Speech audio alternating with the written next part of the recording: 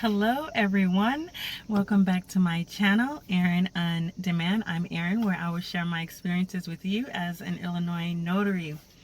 Let's get started.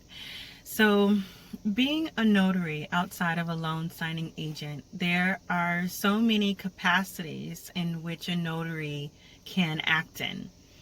And one of those capacities that we can act in is called Notary Presentment. What is Notary Presentment? What is it? What do we do? When you are doing a Notary Presentment, what you're doing is you're actually acting as an officer of the court on behalf of your client, okay? You are taking these documents and you will be presenting them to a circuit court on behalf of your client. So I have an example. So for me, I have a client over here, right here, and then I have a person in which she is in court with right here.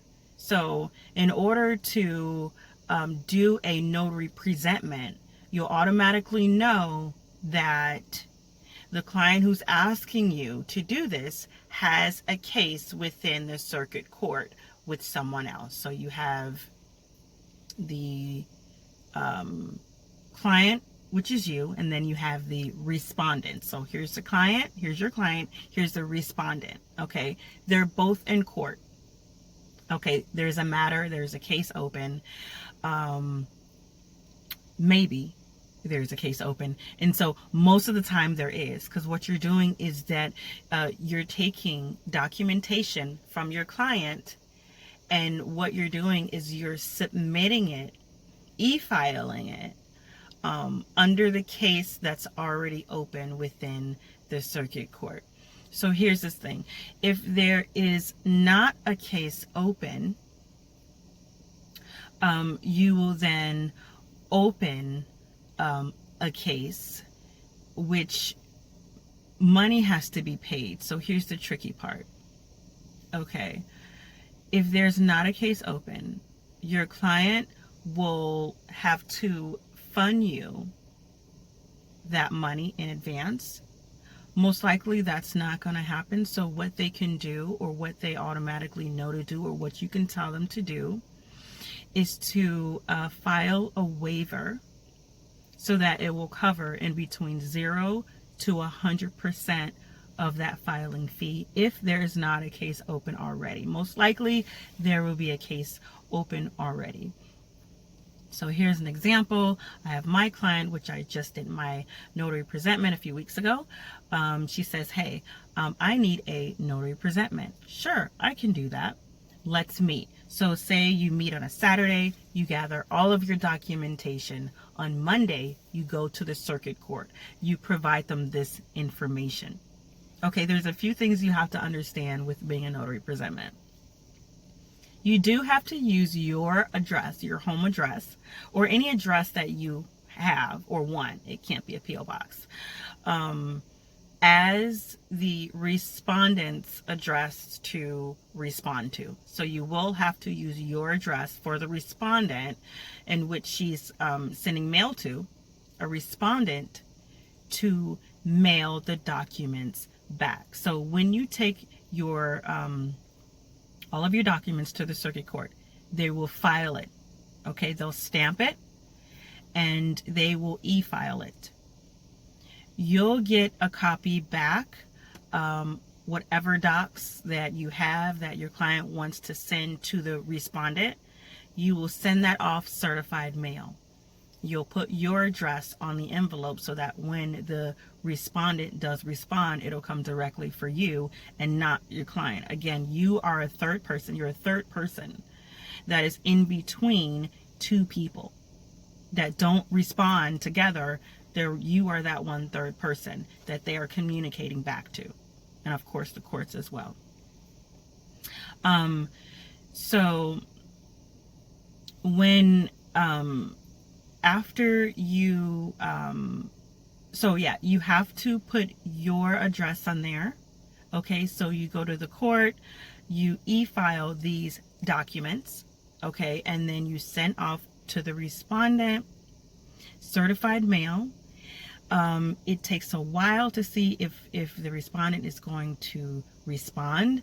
And oftentimes in between one response and another presentment, there could be certain times where you have to go back up to the court with more documents that you'll be e-filing on behalf of your client. So overall, what is a notary presentment? So basically, you're acting as a third person between your client and a respondent that has a case open in the circuit court. One could be suing another. Who knows? Okay, you're that third person. And researching notary presentment, I can see why a lot of notaries or people are using the term protest. So, you know, you're filing paperwork on behalf of your client to help your client's case with the respondent. Okay, so I can see how, you know, the word that term can come up. I really don't use it as much, but I can see how that comes up. Please be abreast of all information when it comes to your state, and if you can do a notary presentment, if you can act in that capacity, and if you can perform a notary presentment in your state. Read what you can and can't do in your state's Notary Handbook. We have here in Illinois, it's called a Jesse White Notary Handbook, and it lists those capacities. And so you're acting in an administrative capacity as acting as an officer of the court. So it was pretty exciting. When I did my first, I went to the circuit court, and you know, it was exciting because I have these two people at the counter. One has worked there for 10 years. The other one has worked there over 10 years. And they had never had it done before in Will County. And I had never also acted in that capacity, you know, before that day. So it was like, it was my first, their first on the same day, and we helped each other. And so it was a good experience to walk them through, this is what I'm doing. And I got a lot of questions.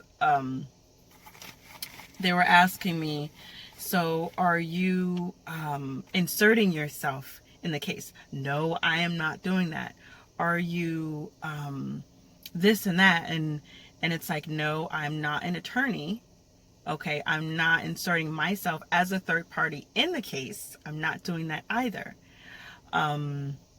What I'm doing is I'm here to present documents for you to stamp, file, e-file, and return back to me so that I can send these documents off to the respondent for response. So yeah, it was exciting. I was so happy to have done that. You do, again, you are keeping in contact with your client, so it's not like a power of attorney. It's not like a trusteeship or loan signing. Once you're done, you're out of there. You're keeping in contact with your client, you know, to tell him or her if there has been feedback, if there has been communication, if there's anything that she wants to add. Now, when you first present to the circuit court and you send off to the respondent, that is one presentment. You may have to go back to the circuit court with more documents, but if so, you can charge extra because you've already presented once. When you do a notary presentment, you can charge. What I do is I charge per presentment. So, you know, when she first called, I said, you know, I have done some reading on this. I will bring that on as something that I do offer. I do accept, however, let me read more about this to come up with a price, because I wanted to do her right. And plus I wanted to also know how, what I'd be doing, how many times I would be, I would have to go up to the court. So it took me about 2-3 days to just really pray about it, one, and then two, read, do research, and also just really take in as much information as I possibly could to service her, and also to charge accordingly, right? So it turns out it worked out great. And actually, I actually thought that the fee would be for the whole entire process, not necessarily per presentment. But when I agreed to a certain fee, she did clarify that it would be per presentment. So that was a plus. So what do you need in order to complete a notary presentment? You need to know if your client already has a case open. Most likely they will. You also need to know if they don't have a case open, how they plan on, or if they even know that you have to pay a fee. It's over $360 here in Will County anyway. So they have to know that, one, if they are opening a new case, you have to pay. How are they paying? Okay, and not only that, I wouldn't suggest that you go up and open a new case unless the client knows what kind of case it is and also the subcategory of that case. You can't go up there telling them that at the circuit court. They won't help you with that either, because that's legal and they can't give that advice. And you as the notary should already know that from your client.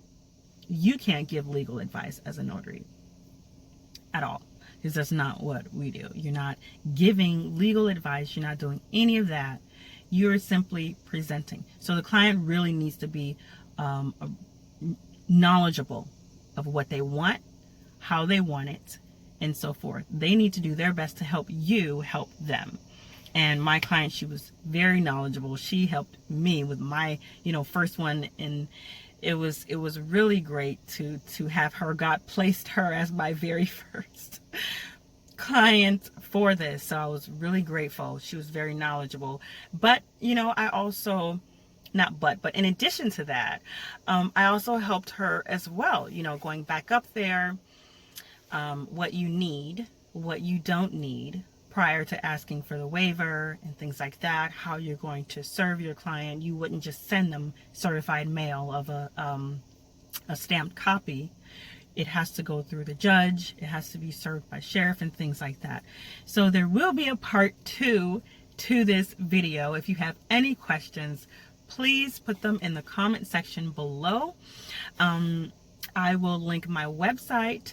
I will also link the Illinois Notary Handbook in the description box below, so that you can look at that, read it over, and really hone in on what you are and are not supposed to do as a